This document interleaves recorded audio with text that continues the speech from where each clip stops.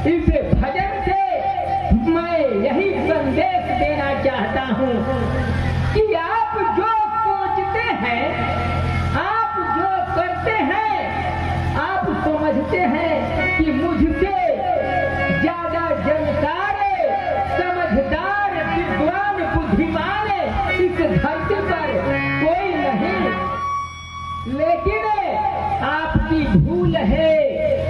किसी ने कहा यह धरती जो आगर है, मतलब आगे है, और हम अपने आप को बहुत ज्यादा बुद्धिमान समझ रहे हैं। कोई जरूरी नहीं कि आप जो सोचते हैं वही सही हो।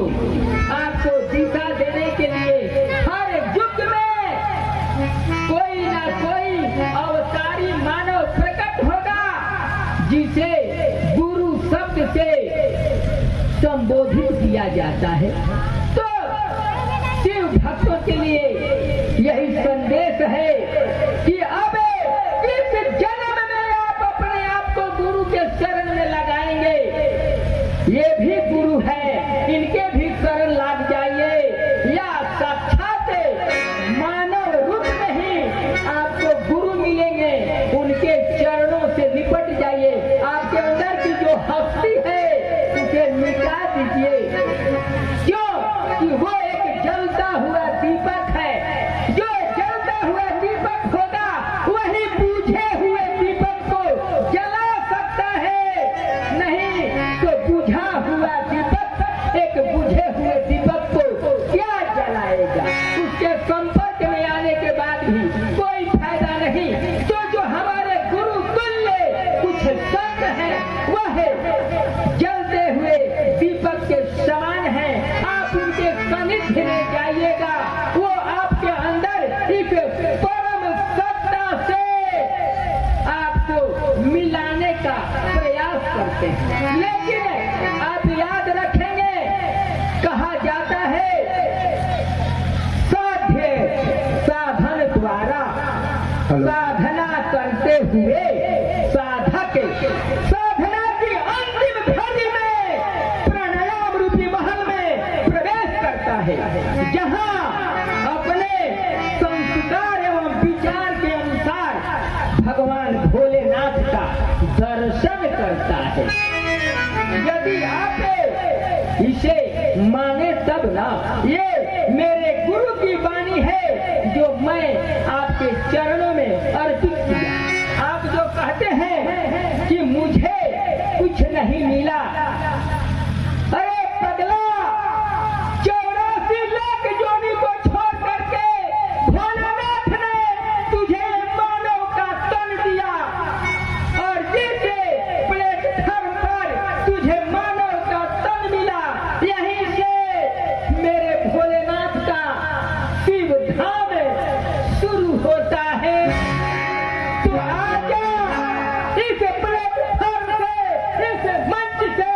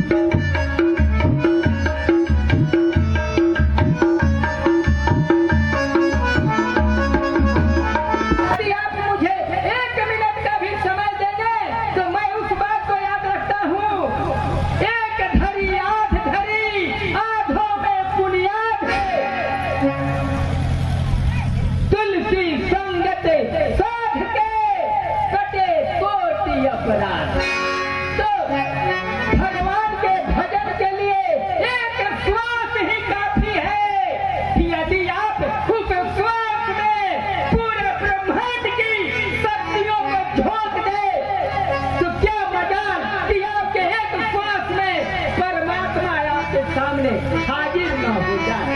क्या प्रहलाद ने कुछ दूसरे मंत्र से कहा था? नहीं।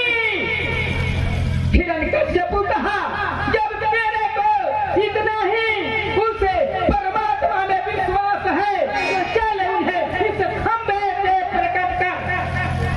क्या प्रहलाद के बात को परमात्मा ने नहीं समझा और खंभे से प्रकट हो गए।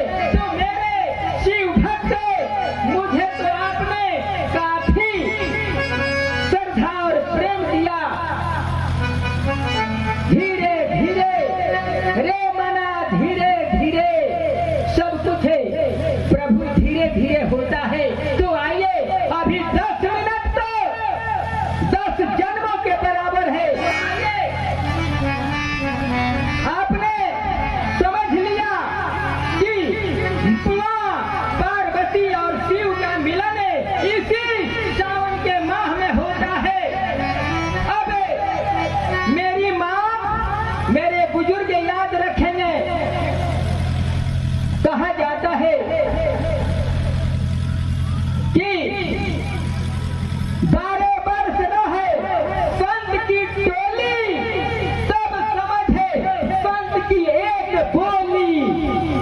और आप चाहते हैं कि मैं एक ही दिन में सब कुछ समझ लूं। संत की वाणी को समझने के लिए आपको 12 वर्षों तक संगत करना होगा। संगत से आप संत की बोली को समझ सकते हैं। समुद्र मंथन का जो वर्णन है मेरे भोलेनाथ के लिए बहुत ही सार गर्भित और ज्ञान योग का ही वर्णन है। हम तो 3 ही योग जानते हैं, उसमें भी बहुत लोग तो भक्ति योग में ही सिमट कर रह जाते हैं। हम क्या जानते हैं? कर्म योग, भक्ति योग और ज्ञान योग। आइए, ज्ञान की अगर पिटारी खोलना है तो श्रीमद् भागवत गीता उठाइए। भगवान कृष्ण और अर्जुन का जो संवाद है उसे सुनिए। 18 अध्याय, 18 प्रकार का वो ज्ञान है। हम किस खेत के मूल्य हैं कि उस 18 वेद को तो हमें 18 करोड़ जन्मों में भी नहीं समझ सकते। जिस ज्ञान को मेरे प्रभु कृष्ण ने वर्णन किया वे तो मेरे मुरली मनोहर ही समझ सकते हैं। हमारे भोलेनाथ के लिए जो शिव पुराण में शिव तत्व लिखा गया है वो तो मेरे भोलेनाथ ही समझे। हम तो उनके चरणों का दास, हम क्या समझ पाएंगे? तो हम भोलेनाथ के समुद्र मंथन के रहस्य को क्या समझें? आइए, हमें उसका पूर्ण अर्थ तो नहीं बता सकते, लेकिन हम वहाँ कुछ अपना अनुमान लगा सकते हैं, अंदाजा दे सकते हैं। तो अंदाजा यही है, जब समुद्र मंथन हुआ, समुद्र मंथन से 14 रत्न निकले। 14 रत्न में सबको बांट दिया गया। लक्ष्मी निकली, उसे विष्णु जी लिए। ऐरावत हाथी निकला, इंद्र भगवान ले लिए। ऊंचे सर्वा घोड़ा निकला, उसे भी इंद्र ले लिए। बाकी जो सामान निकला उसे देवताओं ने ले लिया। कुछ आइटम दानवों को मिला। लेकिन आप याद रखें मां, जब 20 निकला, हलाहल निकला, तो सभी ने अपने प्राण को बचाने के लिए पीछे हट गए। कोई उस 20 के सामने प्रकट नहीं हुआ। वो दहकता हुआ मटका 20 का प्रभाव देखकर सारे लोग हट गए। जिस 20 का प्रभाव था कि हमारे सृष्टि की रचना को वह दहक से नाश कर सकता है, मेरे भोलेनाथ है। उस 20 को सहस्त्र स्वीकार करके और पीने लगे। जब पीने लगे तो मेरी मां पार्वती वहीं थी, समझ गई यदि यह विष मेरे भोलेनाथ के गले से अगर हृदय में आएगा तो मेरे भोलेनाथ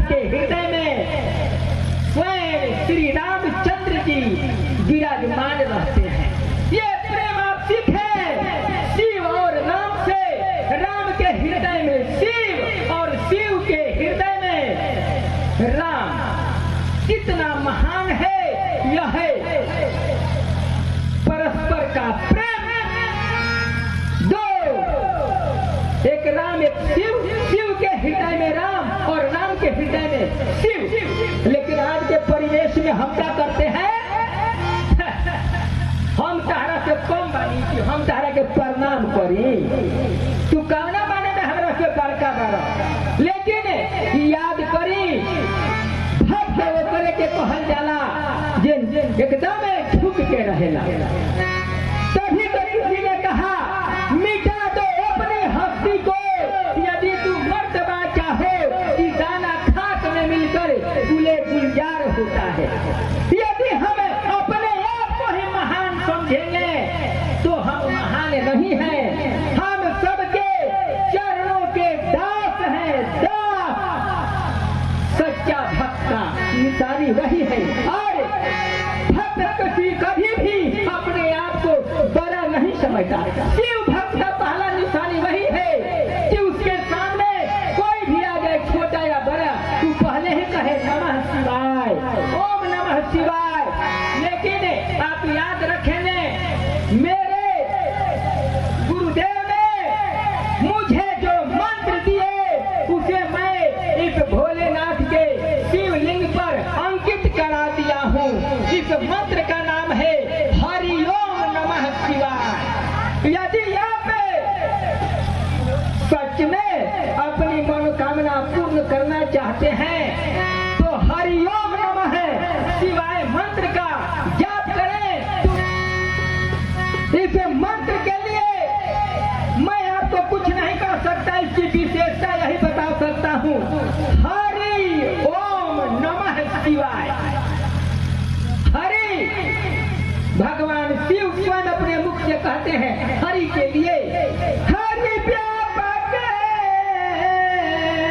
सर्वत्र समाना, हरि व्यापक सर्वत्र समाना, प्रेम से प्रकट हो ही मैं जाना।